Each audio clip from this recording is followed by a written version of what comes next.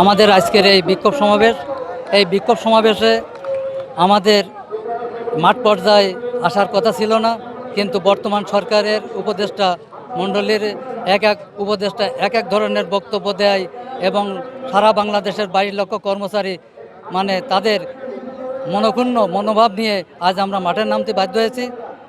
আমরা আপনাদের মাধ্যমে এবং প্রিন্ট মিডিয়ার মাধ্যমে আমরা সরকারকে জানাতে চাই যে বাংলাদেশ সরকার বর্তমান সকল কার্যক্রম, দেশের এমন কোনো কার্যক্রম নাই যে তারা করছেন না, কিন্তু কর্মচারীর এই নতুন নবম পে স্কেল দেওয়ার জন্য তাদের নানান তালবাহানা নানান অজুহাত দেখিয়ে তারা বিদায় নিতে চায়। এটা আদৌ এই কর্মচারীর জন্য মঙ্গলজনক নয়।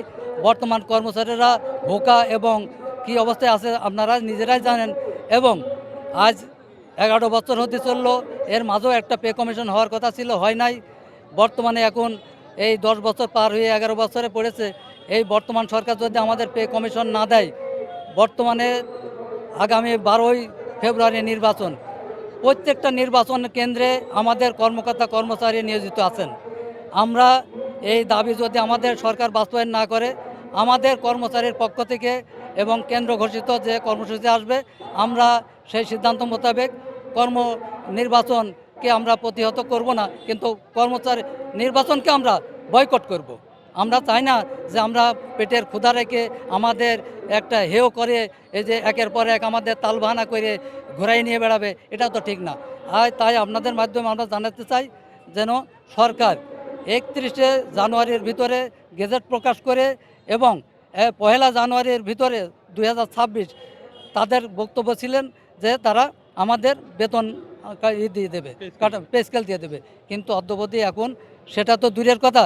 বর্তমান জ্বালানি উপদেষ্টা যে কথা বলেছেন, আপনাদের মাধ্যমে আমরা বলতে চাই তার এই বক্তব্য অতি বিলম্বে প্রত্যাহার করে নেবেন, নাইলে আগামীকাল জাতীয় প্রেস ক্লাবে যে প্রতিবাদ সভা আছে, এই সভা থেকে যে ঘোষণা দিবেন, আমরা প্রত্যেকটা জেলায় প্রত্যেকটা দপ্তর প্রত্যেকটা অফিস বিভিন্ন দপ্তর থেকে আমরা যে কর্মসূচি পালন করব, আপনাদের মাধ্যমে আপনারা কেন্দ্রকে এবং দেশের সব আপামর জনসাধারণকে জানিয়ে দেবেন যে আমরা কী জন্যে সংগ্রাম করছি। আমাদের কোনো রাজনৈতিক বা কোনো কিছুর উদ্দেশ্য নাই। আমরা প্রত্যেক রাজনৈতিক দলের নেতাদেরকে আমরা কেন্দ্র থেকেও আমরা সমাবেশ করি, তাদেরকে আহ্বান করে আমাদের বক্তব্য, আমাদের ন্যায় বিচার, আমাদের যে দাবি, আমাদের যে প্রকৃত দাবি আমরা জানাইছি, কিন্তু তারা আমাদের প্রতি সহানুভূতি আছেন। আজকেও আমাদের এই সভা থেকে আপনাদের মাধ্যমে আমাদের যারা রাজনৈতিক প্রতিদ্বন্দ্বী বিন্দু আছেন, তারা যেন আমাদের পক্ষ হয়ে সরকারের কাছে দাবি আদায়ের সোচ্চার ভূমিকা রাখেন, এই আহ্বান রেখে নবম জাতীয় পে স্কেল যেটা কমিশন গঠন করা হয়েছিল এবং ইতিমধ্যে কমিশন একটা রিপোর্টও দাখিল করেছেন, যে রিপোর্টে যদিও বৈষম্য রয়েই গেছে, তারপরেও আমরা আশা করেছিলাম যে হয়তো এই রিপোর্টটাই এই জানুয়ারির মধ্যেই বাস্তবায়ন হবে, কিন্তু আমরা লক্ষ্য করলাম বর্তমান অন্তর্বর্তীকালীন সরকারের কোন একজন উপদেষ্টা ঘোষণা দিলেন যে এটা আমরা বাস্তবায়ন করে যেতে পারবো না, যার কারণেই বাংলাদেশ সরকারের এই 22 লক্ষ কর্মকর্তা কর্মচারী আজকে পথে নামতে বাধ্য হয়েছেন। তো আমরা সরকারের কাছে প্রত্যাশাই করি এবং এই দাবি রাখি, যদিও বৈষম্যমূলক নবম পে স্কেল কমিশন গঠন করা হয়েছে বা প্রস্তাব দেওয়া হয়েছে, এই প্রস্তাবই যেন আগামী নির্বাচনের আগেই বাস্তবায়ন করা হয়।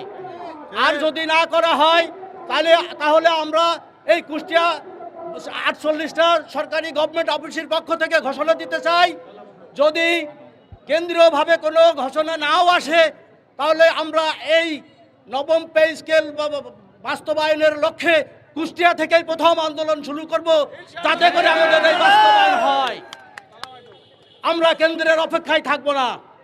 আমরা চাই আমাদের দাবি সঠিক এবং এটা বাস্তবায়ন করতেই হবে। আর তা যদি না হয়, বাস্তবায়ন না হয়, তাহলে ইতিপূর্বে দেখা গেছে যারা স্বৈরাচার করেছে, যারা স্বৈরাচারীর আসনে ছিলেন, তারা যেমন নিক্ষিপ্ত হয়েছে, বর্তমান সরকারও যদি এই দাবি বাস্তবায়ন না করে, তাহলে তারাও এই আস্থা করে নিক্ষিপ্ত হবে ইনশাল্লাহ। তাই তাদের কাছে অনুরোধ, আমাদের দাবি বাস্তবায়ন করবেন।